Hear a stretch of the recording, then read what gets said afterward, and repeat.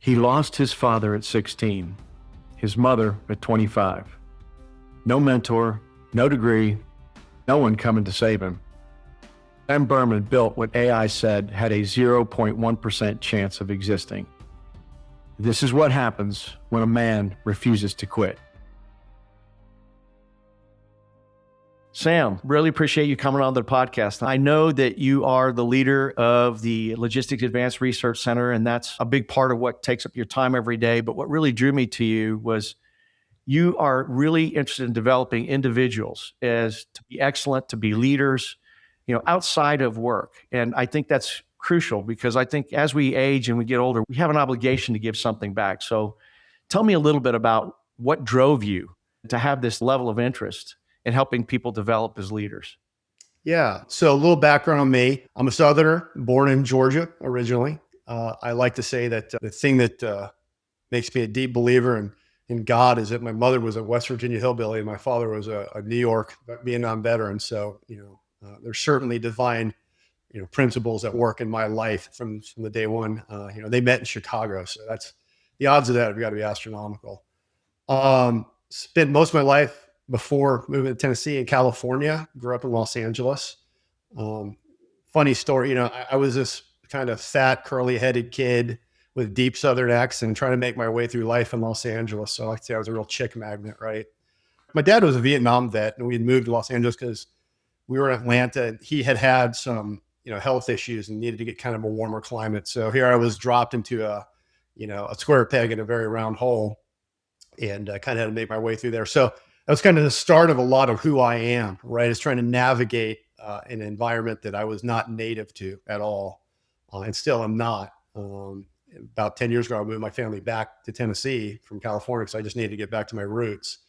Being in Los Angeles, navigating through that whole thing, it was very different than the culture I came from. A very funny story about that. The first time I ever had a friend at my house, he called my mother by her first name.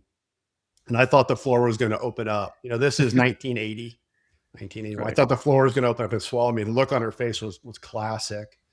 That sort of misalignment drove a lot of who I am. I was never a really good fit there. I was a kid who hated school, didn't understand why they were making me go through this process when I could solve a problem very quickly.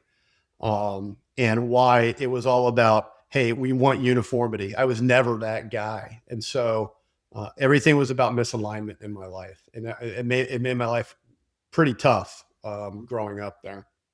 I have a book I just wrote that's coming out here in a month that kind of tells how pivot points in life make founders, how, the psychology of founders of companies, especially ones like we are at Lark, a paradigm shifting, bottom up build.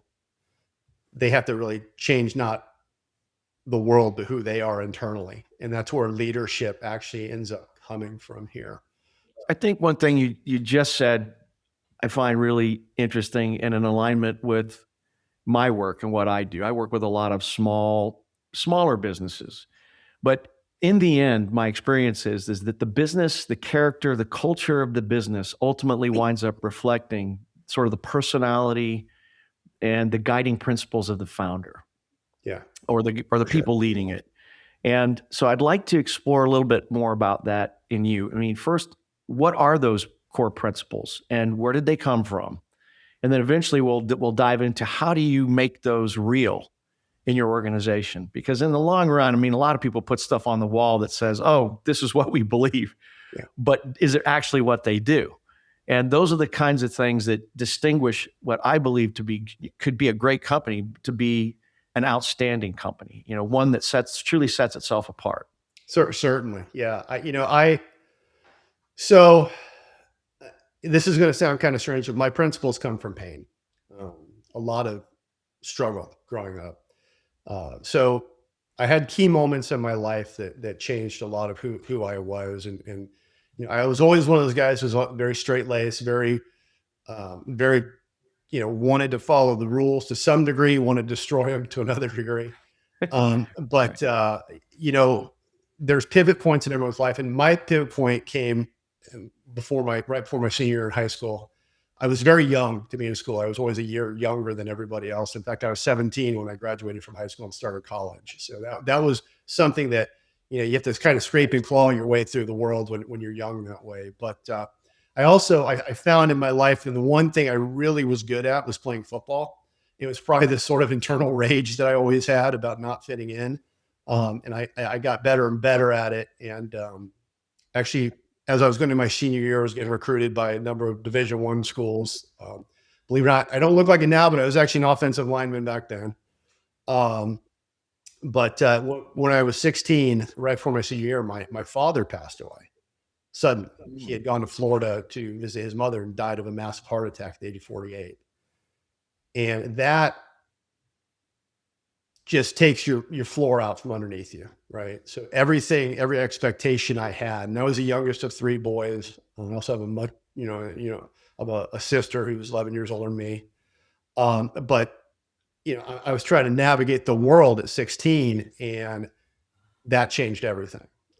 And so you have to grow up very, very fast in that situation, right? Everything you had seen coming at you suddenly went a whole different direction. And so it's funny as I talk about this, I'm 54 years old now. This was, gosh, almost 40 years ago, but I still get emotional about it because I knew what it took from me and I knew what it required of me at that point. And so, pretty much on my own at that point. My mother was an amazing woman, but she had to navigate her own stuff at that point. And so, I started to work. The football kind of faded out. Had to try and go to college. So worked 2, 3 jobs. Went to junior college, Santa Monica College in Los Angeles. That was actually a pretty decent experience. But I was always, again, still misaligned with school. Went to UCLA after that. Ended up dropping out of there. Funny story. I'm sitting in a class, and this professor says Western civics, and he's talking about is Mexico and how he loves Mexico and all the great restaurants in Mexico. And I'm sitting there going, I am paying for this myself, trying to navigate my way through this stuff, and this is just nonsense. I think I'm just going to go make some money. Walked over to the dean's office, give me my money back. This guy's a kook, and never walked back to their classroom again. So I'm that guy. I'm that founder who everyone says, "Wait, you don't have a college degree?" No, I don't have a college degree, and it was probably the greatest decision I ever made in my life to not do that. Yeah. So the loss of my father was sort of the one hit point. My story gets a lot worse actually after that. I was trying to make my way through the world, working, multiple jobs and so forth. It was tough on me because I didn't have the same sort of upbringing or situation my peers had, right? They're out having a good time. I'm not working. I was always the guy who was straight laced, didn't drink, didn't smoke, didn't do any of that kind of stuff. Was not a party guy. So got a lot of garbage about that. Friendships were there, but they weren't deep. When I was 25 years old, I got a phone call and I found out my mom had terminal cancer. So here I am, like, can I catch a break at some point, right? And I don't tell this story to elicit sympathy from anybody, or I tell it because I want people to understand that there's a strength inside of everybody that can navigate the really hard sometimes. And if you ground yourself in faith, and for me, it's a religious faith. If you ground yourself in belief that you can make it through things, if you surround yourself with people who share your values, truly share your values, you can overcome damn near anything. But I don't want to ever live through that first half of my life again. Coming out of that, people say, "Hey, who are your mentors?" I didn't have any. And that's an interesting part of my story in leadership is I had to navigate that myself. I had to learn from people in the past, people I admired. It was really more of an internal battle for me to ask myself almost daily, who are you? Who do you want to be? Who do you want to be around? Who in the end, does God intend for me to be? Who in the end do I intend for me to be? And in that period of time with that relationship, my mother, and this is what my book is about coming out. It stripped me bare. Like I had nothing left. And it is in those moments when you discover who you truly are, when you strip away all the noise, all of the nonsense, all of the illusions that you carry, because so many of us carry illusions, man. I think the world today is nothing but illusion.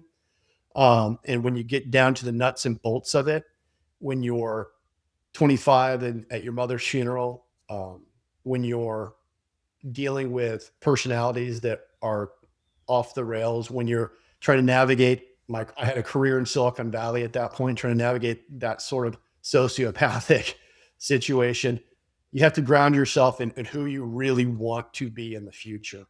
And I'm not perfect at that, in that, but I that's how I came to be the person that I am today, through pain.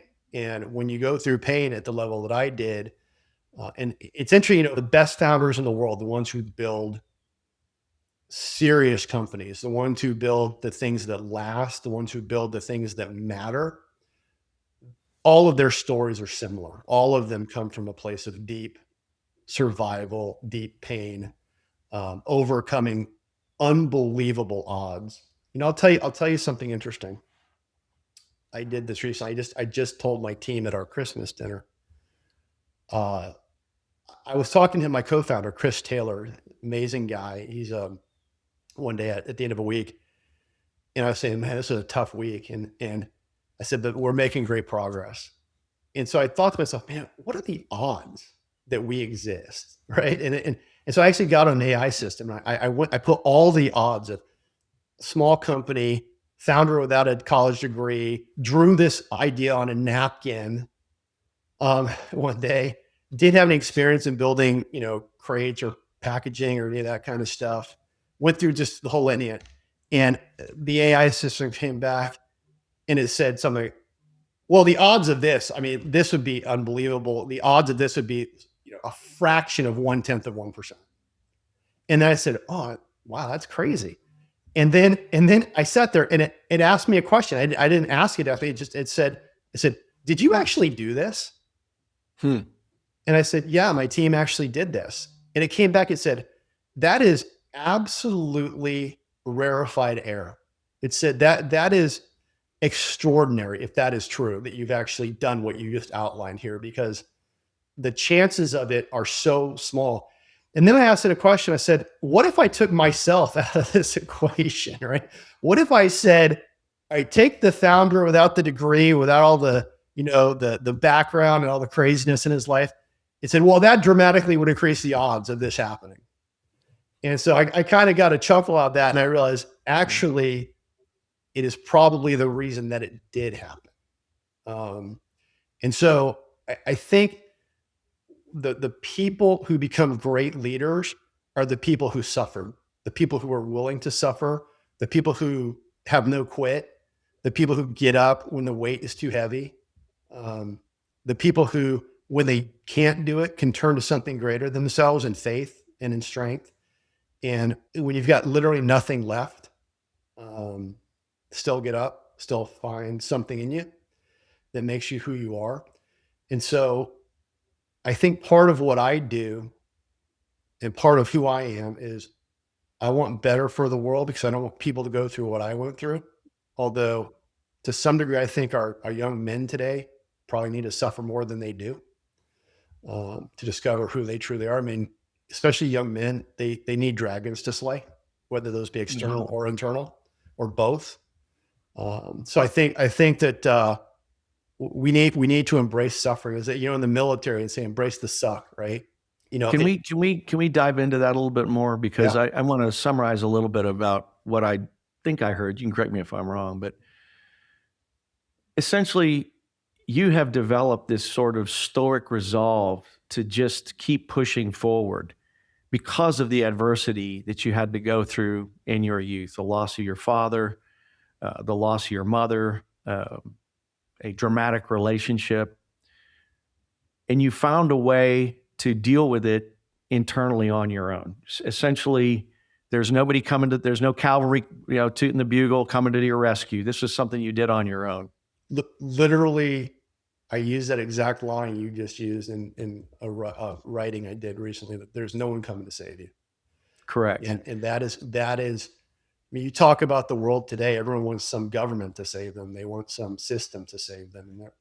That's not the right answer. But So if yes, this, yeah. go ahead. If this is the sort of the mindset you bring to Lark, the mindset that you bring to your organization, that there's not going to be any outside help. This is we have to survive this on our own. Let's use your word. You're the rangers of your industry. You're out there on your own, operating pretty much as an independent unit that has to find ways to make things work that are new and different and are innovative, and find a way to be nimble and to be extremely flexible in order to navigate the world that we're living in. So how do you find a way to push those core principles, that sense of identity down into the organization? What things are unique to the way you are leading that organization that helps everyone in the organization understand what's important? Because you can do a lot of work day in, day out, and you're doing a lot of work majoring in the minors, not really doing things, but being focused on what's important. And I'll give you an example in my own personal life, so you kind of understand how I view it. When I went to my first unit as a young officer in the military, I had a battalion commander who was a towering giant of men. He's like 6'3". When he stood up and he spoke, it boomed across the parade ground. And when I had my first interview, my reception interview into the battalion, we had a conversation, and most of that conversation I don't really remember. It was mostly about him telling me a bunch of things that he'd want me to succeed and do. But the thing that struck me the largest is when we were exiting the battalion headquarters, and I'm just standing just behind him and to the left. That's sort of the protocol. He put his left arm out and just stopped me, and he stood there and he goes, "Bowman, what I'm getting ready to show you is important, so pay attention." And we just stood there watching troops walking back and forth across this sort of small parade ground, back and forth from the mess hall back into their company barracks. And then he said, "Everybody just stop." And this loud booming voice, "Stop right where you are." And then everybody stood there, and he walked out to a spot on the parade ground, and he picked up a cigarette butt, and he goes, "You see this? I watched no less than 10 soldiers walk right over this, and nobody picked it up. In this battalion, nobody walks over a mistake. Does everybody understand what I'm telling you right now?" And he was in shock. That You know, but what he did was he set a standard now that is an extremely high bar. And for me, that's a personal experience that I had that sort of set a tone for me that excellence is not an event, it's a habit, it's something you do. So that's sort of my background, my experience. I'd like to hear how you're doing it with Lark. Yeah, real quick, what branch did you serve? I was in the Army. Okay. Yeah. Um, I think you just nailed it, actually, Scott. I think here's the thing about leadership, especially leadership when you're doing what we're doing at Lark. The trick is to build a team of leaders. The trick is to build a team of people who are more than just a job, who share the vision, who share the idea of excellence, who will pick you up when you're down, who will help push the rock up the hill every single day, no matter how tired. Team is the key, right? Team is everything in your life. You know, my wife, my children, they're everything, right? They're Mm-hmm. why I do this. But the team, as I mentioned, my co-founder Chris and I, we're very different people. We, he kind of balances the fire in me, and I kind of balance the practicality in him, and somehow we've done the impossible, right? Less than fractionally less than 1/10 of 1%. Um, but the key to leadership is having people worth leading, and people who share values with you. Values have fallen. What your battalion commander said there is right. Everybody walked over the cigarette butt. Nobody in Lark would walk over that cigarette butt, right? And so it comes down from the top, right? We're still a fairly small organization, but I still go into the warehouse and help pack up crates and help get things done sometimes. We all roll up our sleeves. There can't be ego in leadership, right? And one of the things that founders deal with all the time is ego. One of the things I tell people is, to start anything, a company or any type of organization, you have to be bold and egotistical enough to believe you can, and then you better be damn well humble enough to do it, because humility is important. One of the things I'll tell you something about humility and leadership. I don't know what your spiritual background is, but for me, one thing I learned a long time ago is never pray for humility, because you will get that in spades. And so you have to kind of generate that yourself and be humble in your wins and humble in your losses. But the key to leadership is having a team worth leading. You can't take a bunch of knuckleheads and try and build an empire, right? You better find the right people, and that's one thing the military. I don't know how it is today. I think it's kind of restoring itself, which I'm very glad to hear. But one of the things the military is great at is tearing people down and rebuilding them in the value of their team, rebuilding them in the value of stripping away sort of this individual concept and building something that's worth, as I'm sure you've probably heard a million times when you were serving, you don't, you fight for the guy next to you in the foxhole, right? You fight for your brothers, you fight for your team, you make people matter. And I think that's sort of the key. As far as me personally, um, I've set my mind to wanting everyone to win, um, because you have to raise all the boats. And if you set your mind to, I want you and you and you and all of us to win together, then everyone feels like they're part of it. I mean, one of the great keys of leadership is making people matter. I think today nobody feels like they matter, so they go after online. Hey, look how many followers I have. You don't know a single one of those people. Look how perfect I am. Look how pretty I am. Look how wonderful. Look at what I'm eating today. I think there needs to be a point of truly mattering in the world and making people feel like they matter. Making sure that there's a lot of attaboys, a lot of pats on the back, and then sometimes a little bit of a kick in the butt. Sometimes more. I'm known. I'm known as being a very intense guy. Very kind of. I've been called angry more times in my life. I wish I had a nickel for every time someone called me angry. But if you can channel that fire properly, that makes a good leader, right? You don't want to just be like lashing out all over the place. Um, So let me just summarize a couple things I heard you say. Essentially, what you want are not just followers, but subordinate leaders, people who are aligned with your vision, your mission. And as subordinate leaders, you want them to feel like they have some level of agency, some level of, what I'm doing here matters, and everything I do or don't do is going to affect positively or negatively in some way my business. There's an ownership there because they have agency. yeah, yeah, Um, and absolutely. that's a Can I, that's a can I just very clarify? different. I would never call anyone subordinate to me. Mm. Even though we do obviously have a hierarchy. Uh, I, you know, Agency is very important. Trust is the most important thing. And if that ever goes, just pack up your tent. You're done.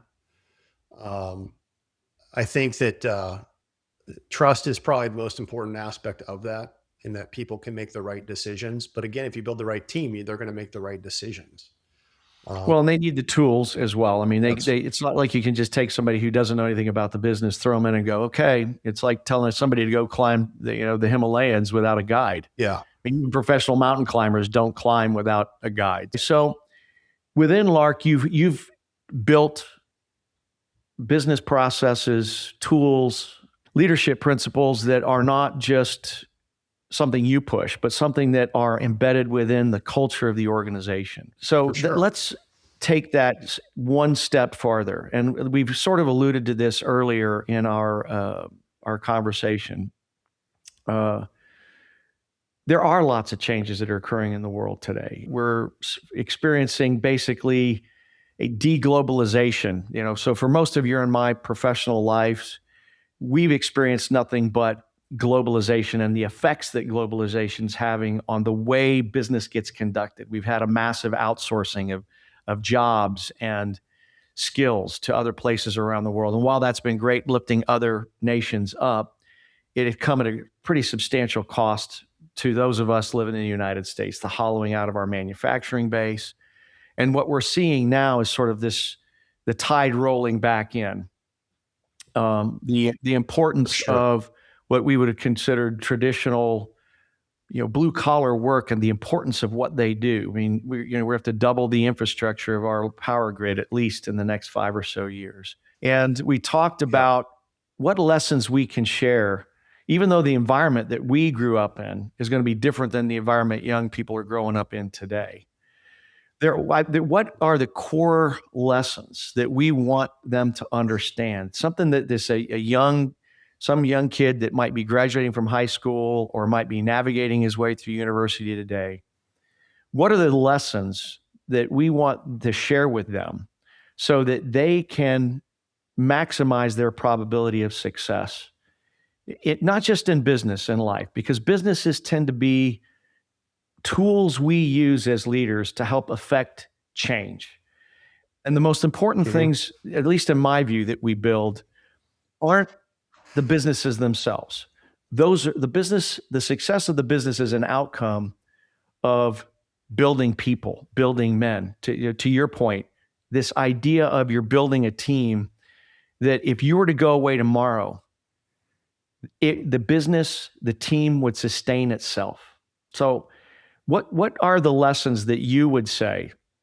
I mean, if you were to reach down deep inside of yourself and say, what are the 3 or 4 key principles that I would want to make sure when they finish my conversation with me, that they would walk away and understand this is what I need to go do?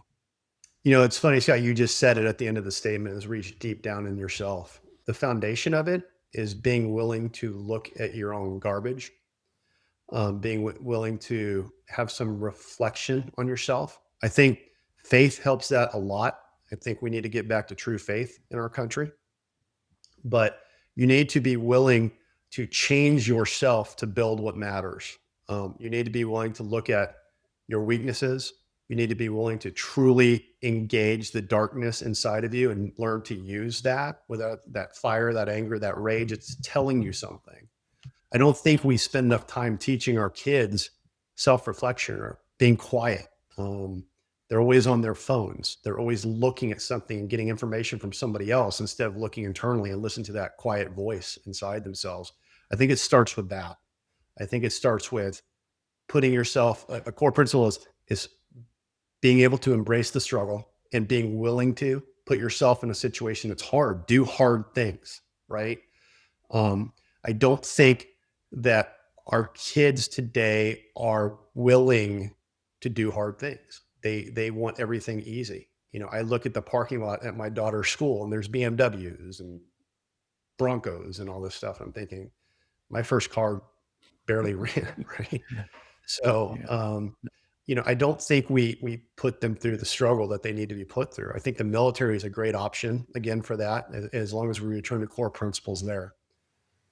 The core principles is a good thing to talk about. And the core principles are, ground yourself in faith, do hard things, be willing to embrace that.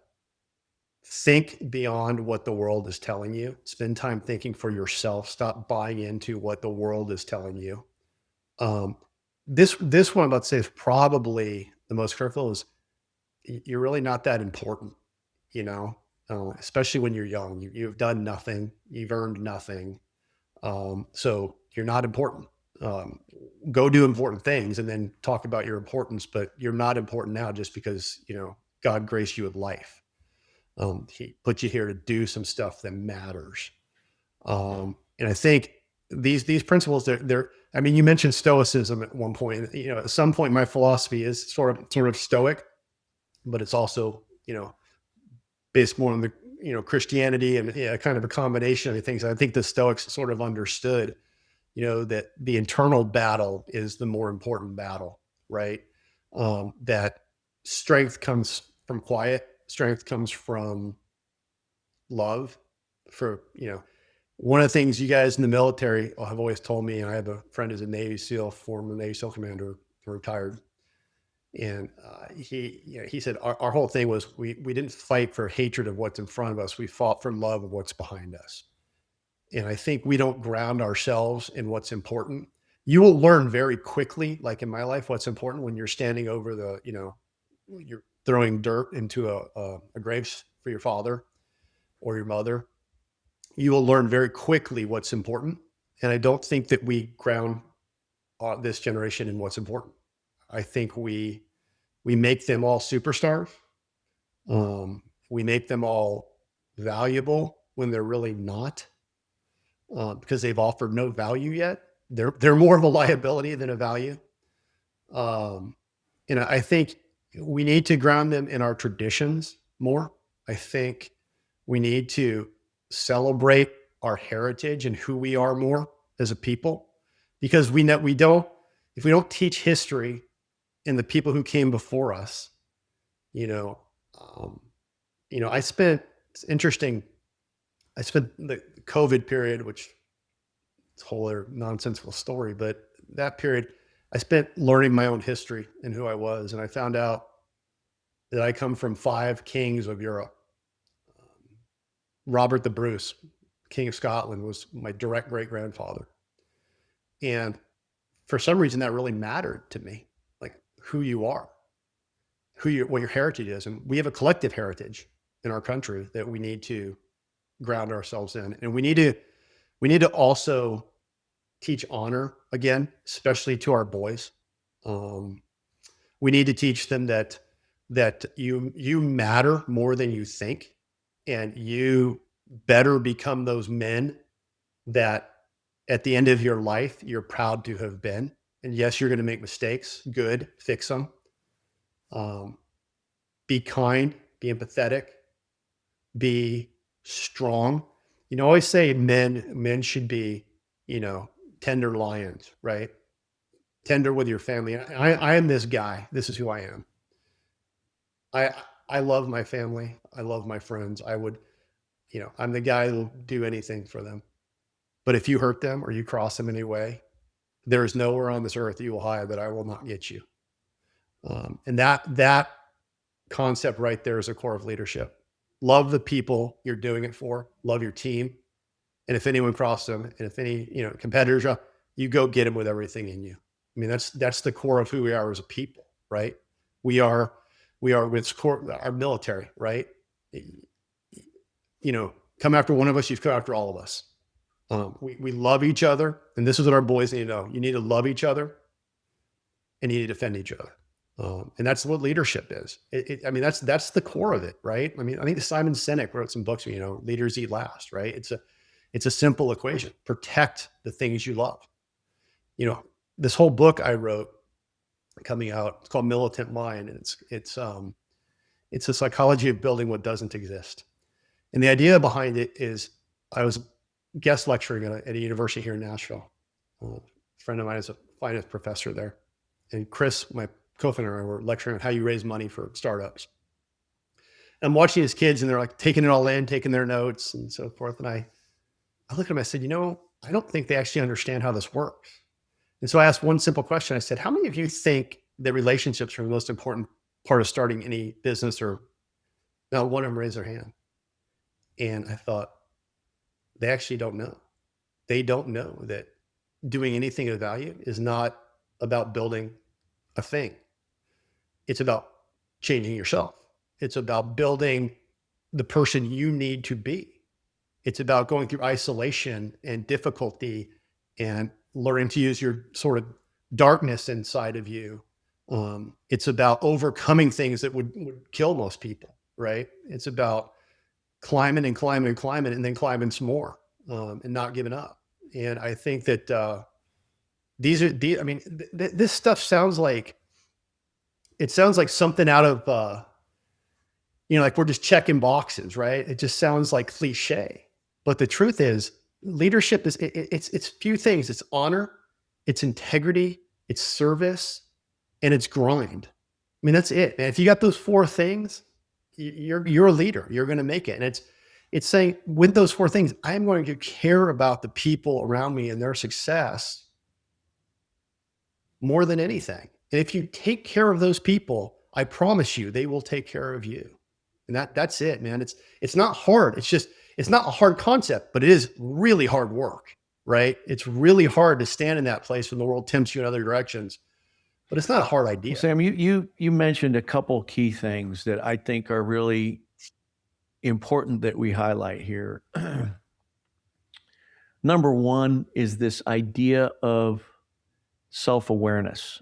And that's something that, because of all the dopamine and the hits that you get from online and all this other stuff, it's a distraction from the hard work that has to be done to sort of unearth and fight the dragons, those internal dragons that you have that are part of you, and do it Absolutely. in a way that's based really in love, not in anger or hate. It's and then when you are, once you've done that and you've achieved this degree of self-awareness, and I'm by no means saying you've conquered every dragon and you truly know who you are, but you're on the journey of understanding.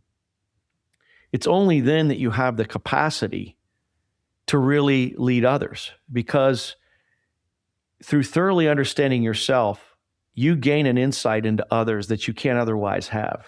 If you don't have any self awareness, you're like an NPC in some video game and you only respond in certain ways. Okay. So, Yeah, I mean, it's funny you say, I think 90% of people are and NPCs that's now. and that's a I scary do. thing. I mean, and to the point that It we is. made earlier about this notion of subordinate leadership, I think it's important for people who are leaders to instill that notion that, look, you have agency. You are responsible and accountable for you. You own every thought, word, emotion, and deed in some way.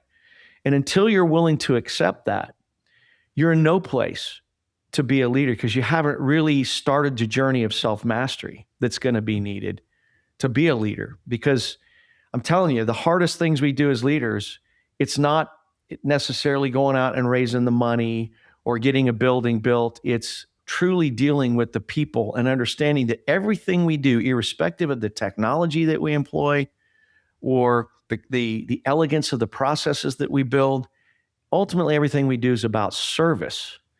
It's service to the people who are doing the work. It's service to the people who are receiving No your doubt. goods or service.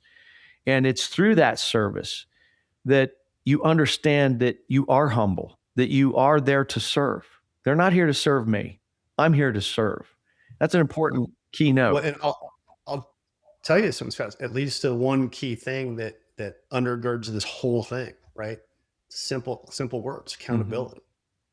Right? And we don't live in a world of accountability anymore. We live in a world where people run from accountability. One of my favorite stories. I don't know. Did were you enlisted, or were you I was you're an both. I was officer? enlisted in the National Guard, and then I went through this thing called the simultaneous membership program back in the days in the 80s. And then I was commissioned as a regular Army officer in the Army in like 85. Bit of a Mustang, then. Okay. All right. So the reason I asked that question is there's a story that comes out of West Point where back in the day, West Point, one of their things was you're responsible for everything. There's no excuses. Like the answer is always no excuse, sir. Right. And so there's a story where these two young men, cadets, were walking down the road and a J went by and splashed them with mud. And they were in their service uniforms, and officer walked by and said, what happened to your uniforms? And the answer was, no excuse, sir. We should have seen it coming, right? We should have been more self-aware. So self-awareness, right? We should have been more prepared. We should have been more on point to not get splashed with mud. So it is your fault. And at the end of the day, that's leadership, man. Like, it's your fault. You're accountable. And the reason we have a collapse in our society today is because people aren't self-aware. They're not on point. They're not polished. They're not disciplined. And so at the end of the day, they're not accountable. And if no one's held to account, then you can't build a society around that. I mean, look at politics. Well, No you one's can held to build a account ever. society on tyranny for those few that do have. You certainly Yes, you can. certainly can achieve that, but that's Yeah. not the world I want to live in. and not the world I will ever live in. Right. I mean, that's the thing though. If you want, I'll tell you a quick story here. So I started years ago. I started a thing called the ArcLight Gatherings when I was in California, because what happened was there was a young lady, 15 years old, and I have a 15-year-old daughter. But this young lady went to the high school that my nephews went to. Her parents went out of town, left their 15-year-old daughter alone. She, of course, has a party, and they get in a liquor cabinet. All these kids get hammered, and she gets raped in some sense. Not, yeah, they take her clothes off, take pictures of her, do all kinds of stuff. These pictures circulate throughout the school. A week later, this girl killed herself, and everybody involved denied accountability. The parents of the kids, the kids themselves, they all denied accountability. And my wife sent this to me on my email. Wives are amazing things. They hold us together, and they keep this thing on track. I don't know how, but my wife has what I call the golden hour. Just leave her alone at night. She's on her computer. Just leave her alone. And she sent me this email describing what happened here. And I became so furious at this. I said, this cannot continue. Every one of these boys, and there were girls there too watching it happen, which was atrocious to me. Girls in our society have changed so dramatically. They've lost their femininity. They've lost their kindness, their care. It's got to change. One of the things about living in the South, I love that girls tend to be much more still in touch with that. But I was so angry about it. I wrote to every guy I know. I said, be at my house this day on this month. I got a nice dinner together. I got all kinds of stuff. Got guest speaker. And I some guest speakers, all kinds of things. But I stood up there and I talked to about 70 guys that I knew. I said, I'm going to start doing this because here's what we're going to do. We're going to become the men we're supposed to be. And we're going to take those boys who aren't being the men they're supposed to be, and we're going to kick them in the ass. We're going to kick them in the ass hard. And we're going to do it through leadership. We're going to do it through example, because no more girls, 15-year-old girls, need to be found by their mother dead in their garage. No more of these boys need to walk away scot-free and not have accountability for these horrendous actions. Right? We can't live as a society like that. Right? One of the things we do at LARC is we have a program called Haven, which we donate a certain portion of our revenue to organizations that help stop sex trafficking. Because that to me is one of the greatest evils in the world. But we need more men to step into the breach, especially. And I'm not ladies, I'm not out there saying you don't have a role to play here, but it is men who need to step back into those traditional roles. It is men who have that energy to do that and stuff. Yeah, I can't stand this. Hey, it's fantasy football season. Hey guys, we live enough fantasy. Like, let's get real with some things. Right. Let's get on some things and let's build again. Let's become the builders that God intended us to be. One of the greatest gifts that God gives us as men and women is the ability to create. When we started LARC, for example, Chris and I both share our faith. We sat down and said, we're going to lead this with faith. And we do. It doesn't mean we don't butt heads. It doesn't mean we don't go after each other sometimes. It doesn't mean we don't fall down, but it does mean that we return to our core principles, our core foundation, our core structure. And that's what we have to do. We cannot continue on this trajectory where there's no accountability, where there's no one stepping up saying, you know what, I'll do it. I will lead. I will do what needs to be done. And we're at a really bad inflection point right now, Scott. We're at a point where if we don't fix something soon, it's unfixable. There's too many of these this me generation coming up who are going to be filling in the gaps for the older folks that are leaving this. And so we need to start building more legacy. We need to start building more accountability and sustainability from a perspective of, who do we really want to be as a people? Because it's only going to get tougher out there. One of the things that I noticed, like when COVID happened, is people just lined up like sheep, man. Yeah, and I went, is no one going to, like, what? Like, no one's going to question this at all? Like, this is crazy, right? It was the weirdest thing to a guy of my age, right? Growing up in the 70s, being a Southerner, like we questioned everything, right? It was not, and it was just people, it almost became like like a thing. It was like, look at me, look how I'm following the crowd, right? But we come from a generation didn't do No. that. And so it was just super strange, right? It was bizarre. It freaked me out a little bit, to be honest. I mean, it still freaks me out when I think about what It happened, was almost, right? so to me, it It was literally, almost you talk about agency. dystopian that I couldn't believe my fellow It Americans were wasn't just almost. rolling over and then posting about it online about, I got my I got a 20th burger. I vaccine got a or donut, something. right? Right. Right. And it wasn't almost, it was Yeah. dystopian. And, you know, for us, you talk about agency, it's stripped away the agency of hundreds of millions of people. And they just said, okay, Yeah. we can't be that. We have to get back to courage. We have to get back to honor, integrity, and to be the creators that we want to be. I will tell you something about myself. Building systems, building institutions, building companies, it's oxygen to me. And it is like the thing that wakes me up in the morning. And the fact that I do it for my family, that I do it for myself.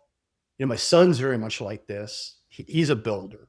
You know, he's kind of engineering mind, robotics guy. My daughter's more of she's a dancer, so she brings the beauty and the femininity to everything. And my wife's the ringmaster of all this stuff, right?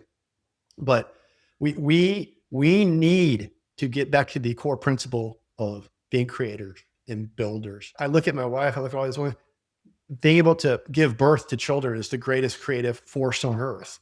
You know, God made us to be creators. He made us to go out and build. I mean, that is the greatest agency we have. That is the greatest point of leadership that we have, is to build.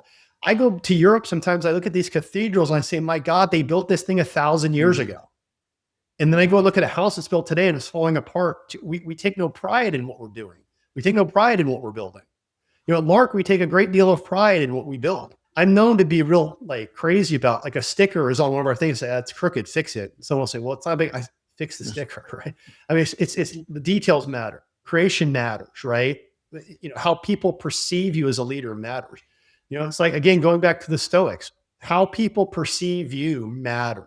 And how you perceive yourself is how people are going to perceive you. So get right with yourself. That's the foundational principle. Get into yourself and say, wow, I really suck at this. I'm going to get better at it, right? Or there's something broken in me that needs fixing. And there's two ways to do that. You're going to, number one, you're going to hit your knees and ask for help. And number two, you're going to just grind at it. And that's the last thing, man, is you better grind. You better grind like there's no tomorrow. You better grind when it's hard, when it's cold, when it's dark, when you're tired, when you're hurt, when you're sad, when whatever it is, you get up and you grind.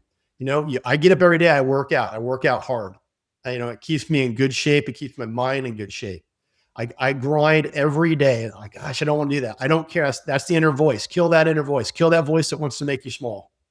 You know, we got to get big again. We got to be big creators. You know, one of the things I do like about the world today is big things are happening. You know, paradigm shifting things are happening. Let's go, boys. Let's get it done. You know, let's take the hill. So yeah, I mean, these are not hard things. There's hard things to put your mind around. They're just hard things to do. But so what? Do it anyway. What we've done at Lark, I told you, less than fraction, less than 1/10%. Someone asked me after that story, I said, would you have done it again? I said, are you kidding? You know, I am the thing that drives the odds down. Yeah, hell yeah, I'm doing that again. You bet I'm doing that again. Because at the end of the day, I want to tell people, look what we did, right? Look what we built. You know, look what the legacy we left. So yeah, I'll take a breath now. I've been rambling on for a while. Well, here. I just let me summarize a couple key things. This idea of agency, it only happens really when you're self-aware. Have to understand who you are, what you're about, what drives you. Otherwise, you're just a character in somebody else's game. And that kind 100% accurate. and then once you've achieved this sort of self-awareness, an understanding of responsibility occurs. And I'm going to use two words sort of that a lot of people will use interchangeably, but I'm going to define them a little differently. And that responsibility is an understanding that you are response-able, that you have the capacity to act. It doesn't mean you will, just means you understand that. The next phase of that is the accountability piece. It means taking ownership of the outcomes, taking ownership of you. You are in charge of you, Inc. kind of thing. You're the CEO. You're the guy sweeping the floor. You're everybody. You're everything about it. Or you're You're both. You're everything. doing both. Yeah. And then only when you those two things are first accomplished do you ultimately have liberty. Otherwise, without achieving those two things, or at least being on the path of those two things, you are always going to be the slave of your weaknesses, your inability to accept responsibility or accountability. You have to have those things first.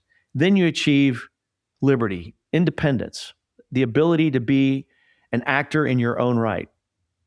And then once you're an actor in your own life, discipline is probably the most crucial thing, because discipline will always be there when desire runs out. It's the simple notion that you have discipline. You're going to get up at a certain time every day, put your feet on the ground, and you're going to do certain things every day. There was an admiral that wrote a book. Top of my mind, I don't recall it, but the first thing you do is you should make your bed. Yeah, it's your ship. Is what that book is. It's your ship. You are your ship. You are the captain of your fate and your destiny. You are the man. You are the man with the hand on the tiller of the ship. And so that's right. I do need to interject something here. I can't believe there's an Army guy citing a Navy guy as anything intelligent, but we'll roll with it for now. It's a great metaphor, so I'm going to use it. But so Sam, this has been a far-ranging conversation. I really appreciate your time. I know you're a busy man. You got a lot going on. But I appreciate the time, because you have shown me that I'm not alone out here seeing a lot of these same things. I run a small business. You're running a small business, and we're all concerned a lot about the same things. And that if this is going to be something that gets solved, it's not going to be done at the national level. It's not going to be done at even the state level. It's got to be grassroots. It's what you've talked about before. It's this grassroots build, and you doing things like with the ArcLight gatherings and working with other men in your community to develop a methodology, a program to help young people understand these core principles of their being responsible and accountable, and what it means to be a man in a lot of ways, or what we used to consider traditionally about being a man. I'd say there's a lot of questions about that today, but the traditional masculinity, has a role to play, and it's important that we reinstitute those. And I really appreciate the time that you took to share with me your experience, your perspective, because it's not just your perception, it's your perspective from looking at stepping outside yourself and understanding the world that's around you. So how do people, if they want to be a part of, or they want to replicate your ArcLight gatherings, how do they reach you? How do they get in touch with you? Yeah, they can just email me. I have the shortest email in the world. It's sam@lark.co. So sam@lark.co. Okay. I guess that's the benefit of starting the company. I get to be the guy with the shortest email address. What are the benefits? Yeah, one of the benefits. It's fun. People think, oh, it must be great. Yeah, it's all sunshine and lollipops, right? All the time. It's hard, but as far as doing that yourself out there, just do it. One of the great things that we forget, we have communities in America that we can look to, like the Amish or the Quakers. They gather in small groups, right? And they have a strength of community that we don't. So just set up a Sunday supper for people around you. Start talking about these things and how you can help. Set up a formal event where people come and you have a lovely dinner and just talk about the world. How can we make a difference? People have ideas, but like you just said, Scott, people feel alone. And there's more of us out there than they know, right? There's a lot more of us out there than people think, who are out there doing these things, who have these thoughts. And it's not about politics. It's not about any of that stuff. It's about, can we be better people? And we can. So just the trick is action. Just do it. Just gather people and tell them, this is what's on my heart. And people will come up with ideas on how to start fixing it. It starts at the ground level. Excellent. I think that's a great way to finish up, Sam. So thank you very much. Hey, everyone. Thank you for listening to this show. We can't tell you how much we appreciate it. Remember, The best lessons don't survive unless someone chooses to pass them on. The code you operate by today isn't just building the leader you'll be tomorrow. It's shaping the organization, the people, and the legacy that you choose to leave behind. So be intentional about it. This is the Operator's Code. I look forward to seeing you next time.